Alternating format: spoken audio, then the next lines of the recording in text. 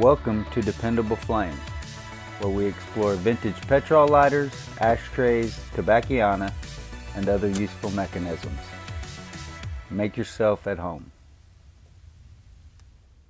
Today we have a vintage NIMROD Petrol pipe lighter.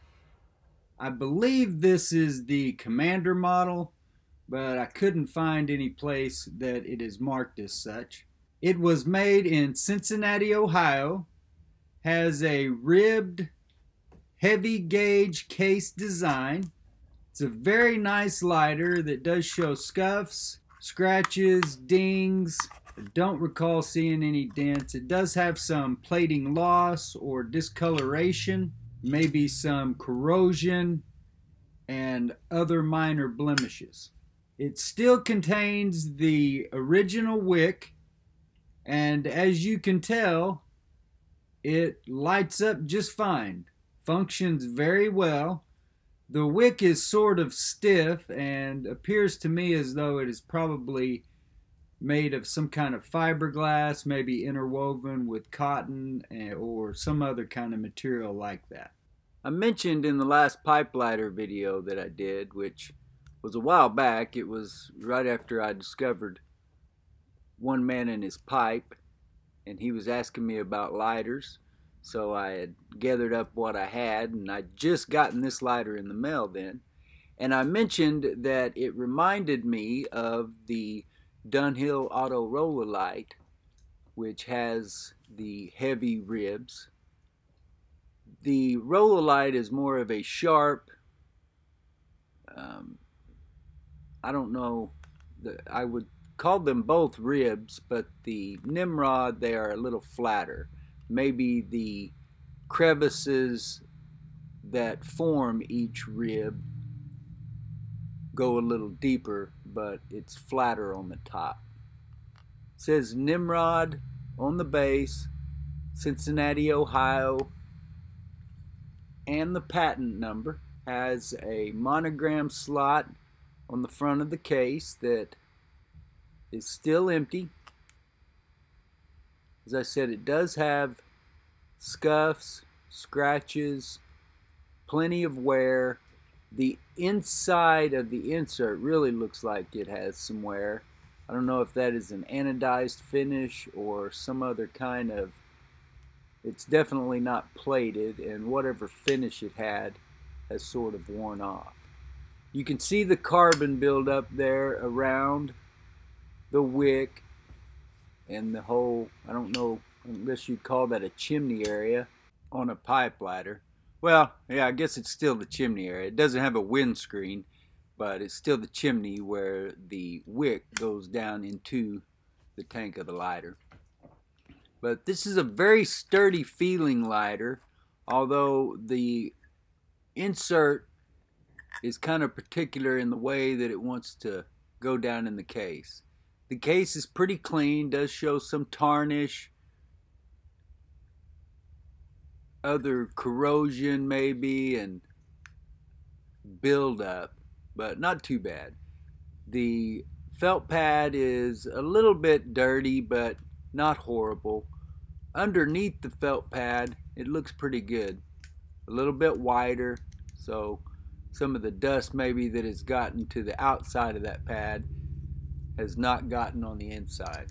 But there are a stain or two on the outside of the pad, and you can see there where that finish has worn off. Maybe it was a paint, or like I said, maybe some kind, I'm not sure what kind of metals you can anodize or what you can plate, but obviously however that was finished, it didn't hold up real well.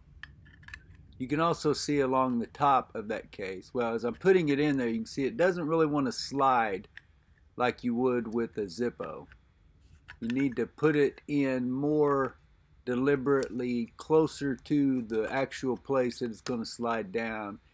And I'm not sure if that's the way that the case is made with those ribs, and then the way that that insert is sunken in the middle.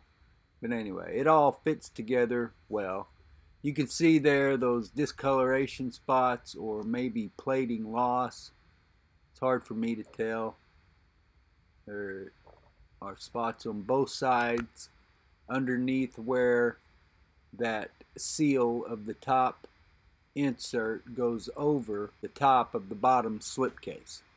Some people really prefer for that monogram slot to be open, although I don't really know at this point how many people are going to monogram a lighter, an old vintage lighter, are going to go ahead and engrave that with their initials or name or whatever it may be.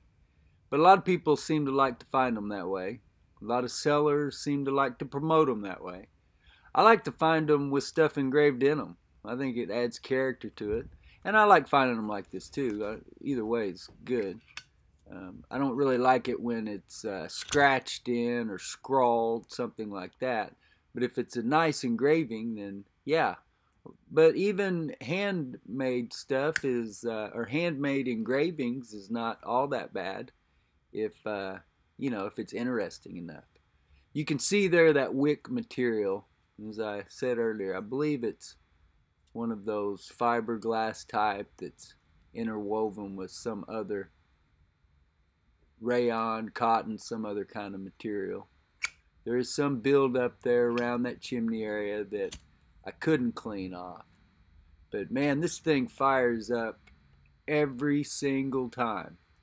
It is a very good lighter that I think I'll put in my pocket and maybe use for a day or two. Maybe then I'll get around, gather up what I have, and do a more detailed pipe lighter video. And then I can go ahead and list this one for sale. I need to get a lot more of these lighters up on eBay and sold. I seem to be forgetting what my goal here is at times, that I'm not really, my purpose was not to collect. My purpose is to make a living. So I definitely need to get some of these up on the eBay store because I need to generate some money. You can see there that has a little bit of play. That's just the way that it's designed. It'll move back and forth a little bit. It's got a hinge pin of some kind, but it's a leaf spring, I believe, that is actually keeping the flip top lid in place. NIMROD made other models. The tube models were the Sportsman, and the Executive, I believe, was the leather wrapped.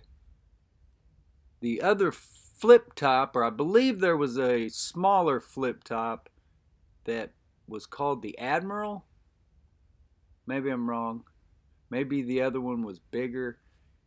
When I browsed around eBay right before making this video, I couldn't find any of that other model, just the Commander in the flip top style. So if somebody knows that, then please make sure and leave that in the comments below.